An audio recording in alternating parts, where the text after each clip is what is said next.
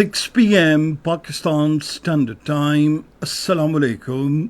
This is Radio Pakistan. The news read by Daman Zaman. The headline: King Charles III of the United Kingdom telephoned the Prime Minister today and invited him to attend the Commonwealth Heads of Government meeting in Samoa next month. Shahbaz Sharif, talking to King Charles III, said meeting of the forum will provide an opportunity to promote cooperation in fostering sustainable development and strengthening democratic institutions. The Deputy Prime Minister and his Russian counterpart at a meeting in Islamabad today discussed bilateral relations and cooperation in various fields. The Information Minister says consultation process among the political parties on the proposed constitutional amendments continues to evolve consensus. The United Nations E-Government Development Index 2024 has upgraded Pakistan's ranking from 150th to 136th position. The Hurriyat leadership of the Indian illegally occupied Jammu and Kashmir has said elections in the territory are aimed at engineering a long-term demographic change. And now the news in detail. King Charles III of the United Kingdom telephoned the Prime Minister Mohammed Shahbaz Sharif today and formally invited him to attend the Commonwealth Heads of Government meeting in Samoa next month. Accepting the invitation, the Prime Minister said the meeting in Samoa would be a significant moment in the history of the Commonwealth, being the first summit that the King would chair since becoming the head of the Commonwealth. Shahbaz Sharif reiterated Pakistan's commitment to the Commonwealth and the values enshrined in the Commonwealth Charter. He said the meeting in Samoa would provide a forum to discuss opportunities for enhancing intra-Commonwealth cooperation in fostering sustainable development, strengthening democratic institutions, and empowering Commonwealth youths.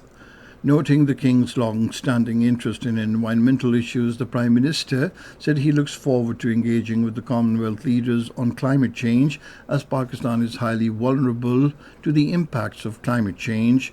Recalling the fond memories of King's last visit to Pakistan, the Prime Minister expressed the hope that the King and Her Majesty the Queen would visit Pakistan soon. The Deputy Prime Minister Mohammad Asagdar and his Russian counterpart Alexei Overshuk at a meeting in Islamabad today discussed bilateral relations and cooperation in various fields. Earlier, Asagdar welcomed the Russian Deputy Prime Minister on his arrival at the Foreign Office. The Deputy Prime Minister Alexei Overshuk arrived in Islamabad today on a two-day visit to Pakistan to hold talks with Pakistan leadership on bilateral relations. The Minister for Information and Broadcasting, Ataullah Tarar, has said the process of broad-based consultation among the political parties regarding constitutional amendments is continuing to develop a consensus. Talking to the media in Islamabad this afternoon, he mentioned that having separate constitutional courts from the Supreme Court is an established practice in many countries. He explained that the sole objective of this separation is to reduce the burden on the apex court, allowing constitutional matters and other cases of citizens to be heard and resolved swiftly through separate platforms. Pakistan has registered a remarkable improvement of 14 points in the United Nations E-Government Development Index 2024. Addressing a news conference in Islamabad this afternoon, the Minister of State for Information Technology, Shahzad Fatma Khwaja, said Pakistan's ranking has moved up from 150th to 136th position in the global index. She congratulated the entire nation on this major achievement. Shahzad Fatma Khwaja said the ranking is based on Online Service Index, Telecommunication Infrastructure Index, and Human Capital Index. The Minister of State said Pakistan has moved from the middle tier of digital e-governance to the higher tier, as its online service and telecommunication indices showed significant upgradation. This is Radio Pakistan. Hurriyat leaders of the Indian illegally occupied Jammu and Kashmir has termed elections in territories meaningless due to Modi government's manipulation. Talking to the media in Srinagar, the Mirwais Umar Farooq said these actions are aimed at engineering a long-term demographic change in Muslim-majority territory. He cited the August 2019 illegal actions, including the revocation of the Indian illegally occupied Jammu and Kashmir's special status, widespread arrests, and amendments to the Reorganization Act, which rendered the elected legislature powerless. The Mirwais pointed out that the situation on the ground is tense, with people self-censoring due to fear of repercussions, and noted that silence does not mean agreement, as there is a strong latent resistance. The all-party Third Conference leaders said civic elections cannot resolve the United Nations designated disputes like Kashmir. Meanwhile, the occupied Jammu and Kashmir today was converted into a fortress during the first phase of the so-called elections. Srinagar city was officially declared a red zone for drone operations, curtailing freedom of movement and assembly and portraying the election process as more of a military exercise than the democratic exercise claimed by the Modi regime. Sikhs for Justice leader Gurpatwant Singh Pannoon has filed a case against the Indian government in the United States for conspiring to kill him. This legal action announcement was made by Gurpatwant Singh Pannoon while addressing a news conference along with his lawyers. Names of Ajit Doval, Samant Goyal, Vikram Yadav, and Nikhil Gupta of the Indian Intelligence Agency have been included in the assassination plot. The complaint by Gurpatwant Singh Pannoon states that officials reporting to the Indian Prime Minister Narendra Modi asked Nikhil Gupta to hire the assassins.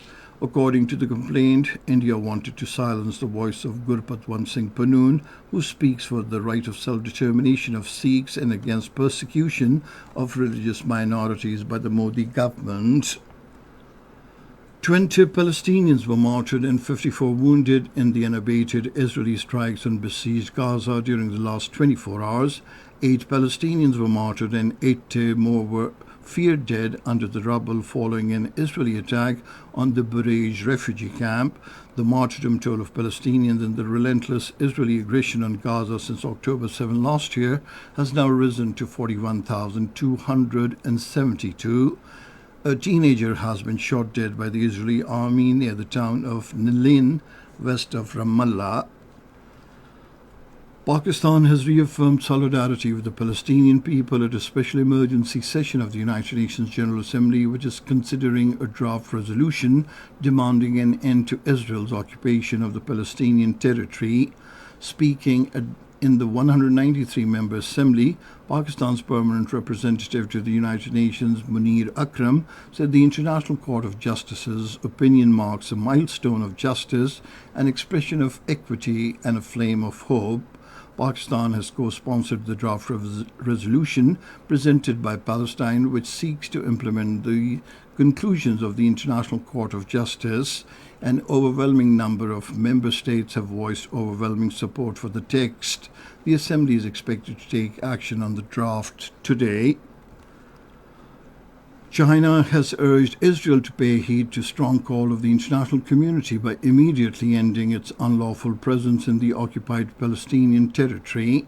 Chinese permanent representative to the United Nations Fu Kong said this in his remarks at the United Nations General Assembly's special session on the Palestine question. Jordan's new Prime Minister Jafar Hassan and members of his cabinet were sworn in at Amman today. The state-run Petra news agency reported that King Abdullah II administered the oath to them. And now cricket, the second T20 international of the three-match series between Pakistan women and South Africa women teams will be played at Multan today. The match will start at 7 p.m. South Africa women team lead the series 1-0. And finally, the weather report. Mainly hot and dry weather is expected in most parts of the country during the next 12 hours. And that is the end of this news bulletin. For more news and analyses, log on to our website radio.gov.pk, and you can also watch the live video streaming of our bulletins on the link facebook.com/Radio Pakistan News Official.